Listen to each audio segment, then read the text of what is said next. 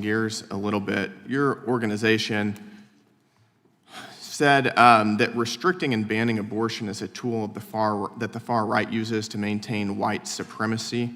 Do you believe that pro-lifers are white supremacists? I believe that reproductive liberty is... No, do you believe that pro-lifers are white supremacists? I will tell you what I believe if you're asking. Yes or no?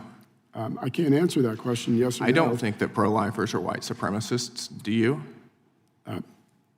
What I think is that reproductive liberty is a right that every woman should enjoy. How many babies in the United States that are aborted are black? About 40% of abortions nationwide are of black babies. Blacks represent about 13% of the population. Does that sound like something a white supremacist would oppose? The real issue here is not whether a witness hesitated under pressure. It is whether organizations that label extremism apply their standards consistently, and whether political questioning is separating evidence from guilt by association. The tattoo linked to Graham Platner resembles a Totenkopf symbol associated with Nazi SS units. But the tattoo alone does not prove that Platner is a Nazi. Platner has said he got it in 2007 without understanding its Nazi association and later covered it up. That explanation can be questioned, but it must be investigated rather than dismissed automatically. The Hegseth comparison is also more complicated than the clip suggests. The Jerusalem cross is an old Christian symbol, although some extremist movements have used crusader imagery. Context matters when interpreting symbols. What the evidence actually shows. Gill's strongest argument is that the SPLC should clearly distinguish between criticizing extremist factions and labeling the entire pro-life movement. The SPLC's 2024 report specifically examined the extreme anti-abortion movement, not every person who opposes abortion. The strongest counterargument is that Gill's questioning sometimes treated a controversial symbol as evidence of ideology before establishing intent. My conclusion: Gill raised a legitimate challenge about consistency, but a tattoo, or a witness's hesitation, is not proof by itself. Standards should be applied equally with evidence and context. What do you think? Should political organizations be judged primarily by their labels, their evidence, or their consistency? Share your opinion, and like and subscribe for more bold political commentary. Thank you, Mr. Chairman, and thank you for letting us stay a little late so that I can go here. I appreciate it. And thank you to the witnesses for taking the time, Professor McCord, Mr. Banger, Dr. King, and Mr. Fair. Really appreciate y'all taking the time to be here. Mr. Fair, do you recognize the tattoo on this man's chest? This is Secretary Hegseth. No. It's a tattoo of the Jerusalem cross. Your organization has referred to it as essentially a hate image. Do you agree with that assessment?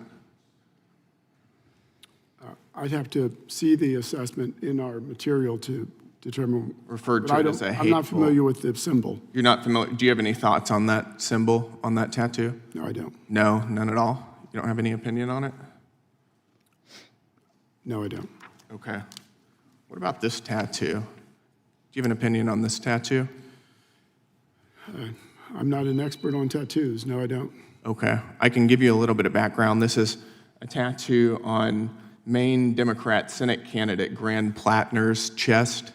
That's the Nazi SS death head tattoo. Do you have any opinions on that? If it's what you say, if it's a Nazi symbol, we oppose Nazis. We oppose, I agree, we do oppose Nazis. Do you think if somebody got a Nazi tattoo on their chest, that's indicative that they might be a Nazi?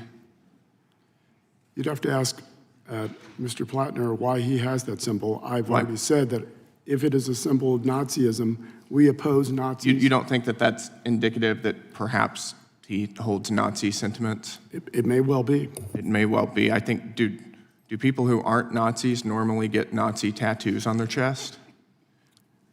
Again, I assume they don't. You assume they don't? I would assume so, too. I don't know anybody who's not a Nazi. I don't know anybody who has a Nazi tattoo on their chest but is not a Nazi. Do you? No. Do you think that somebody who has a Nazi tattoo on their chest should serve in the United States Senate? I wouldn't vote for that person. I certainly wouldn't either. Do you think that this should disqualify him politically from serving in the Senate? Again, I'm not sure where the line of questions is going. the- The SPLC, if you're asking me, I'm sorry, Go ahead. if you're asking me if the SPLC opposes Nazis and Nazi symbols, the answer is yes. Yep. The SPLC has referred to this same tattoo as a racist skinhead symbol and tattoo. You can see the resemblance there. You wouldn't want somebody with a tattoo like that in the Senate? No. No, I wouldn't either. I appreciate your candor there. Got a couple other questions. Shifting gears a little bit, your organization said that restricting and banning abortion is a tool of that the far right uses to maintain white supremacy. Do you believe that pro-lifers are white supremacists? I believe that reproductive liberty is, No, do you believe that pro-lifers are white supremacists?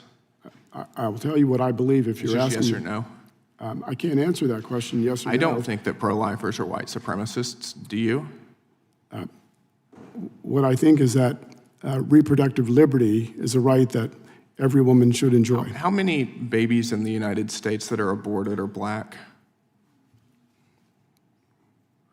About 40% of abortions nationwide are of black babies. Blacks represent about 13% of the population. Does that sound like something a white supremacist would oppose? What I would say again is that SPLC supports reproductive liberty. Calling somebody a white supremacist is a pretty serious charge, isn't it? I would think you would be able to defend that if your organization says that. You clearly seem unable to. Mr. Gill, I'm not sure why you would think I'm unable to do Because anything. you're the president of the SPLC, which labels pro-lifers as racists. Well, Does your organization just hurl around epithets like that without any justification? Mr. Gill, what we do is I'm giving you the opportunity to You're not justify. giving me the Mr. Chairman, opportunity. what's he referring to, and can he let the witness answer the question? This is outrageous. No, it's not. The not. time Allow him to belongs- speak. I know you don't like What my are you question. referring to? Time I know you don't belongs- like my question. What are you referring to, Time Mr. Gill? belongs to the gentleman from My time Texas. here. It's now expired, but he will be able to ask his last question, and we'll give the witness a chance to respond. All right, I'll give my last question to Dr. King. Dr. King, are pro-lifers white supremacists? Pro-lifers cannot be white supremacists. Pro-lifers believe in life from the womb to the tomb and beyond. Pro-lifers fight for every baby in the womb, regardless of skin color. We have been aborted as blacks in America disproportionately. And so the white supremacists are Planned Parenthood, who admitted that they do have racist underpinning with an agenda to reduce the black population by abortion. That's right. Thank you, Dr. King. Thank you. Thank you.